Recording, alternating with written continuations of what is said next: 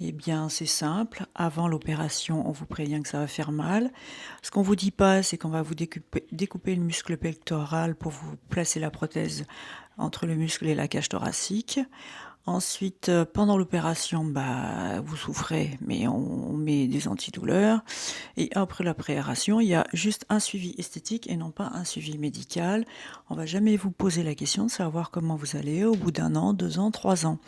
C'est-à-dire que le système immunitaire commence à prendre, la prothèse commence à agir sur votre système immunitaire par une inflammation chronique et on vous prévient pas de tout ça. Parce que ça gêne beaucoup les autorités médicales, ça gêne beaucoup les chirurgiens et ça gêne beaucoup les laboratoires parce que c'est la façon la plus facile et la plus rapide de reconstruire une femme après une opération de cancer du sein. Je vous parle pas des chirurgies esthétiques, je vous parle des cancers du sein. Ça coûte pas cher, c'est rapide, ça en met moins de 45 minutes et les femmes sont toutes contentes parce qu'elles se retrouvent avec, une jolie poitrine. Mais après on parle pas de tout ce qui est santé, c'est-à-dire qu'on va jamais les suivre au niveau médical en leur demandant: «Mais dites-moi, qu'est-ce qui a changé après l'implantation de vos prothèses mammaires? Est-ce que vous avez pas des douleurs musculaires, articulaires, des troubles de mémoire, de concentration?»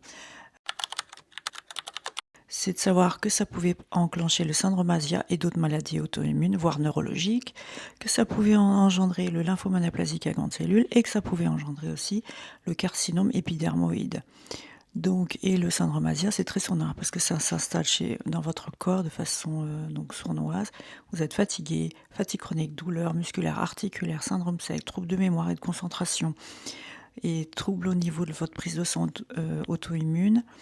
Moi, ça m'a attaqué au niveau du foie, de la thyroïde et du cerveau. Et ce qu'on vous dit pas non plus, c'est que le silicone peut migrer dans tout le corps et on en retrouve entre autres dans les ganglions lymphatiques.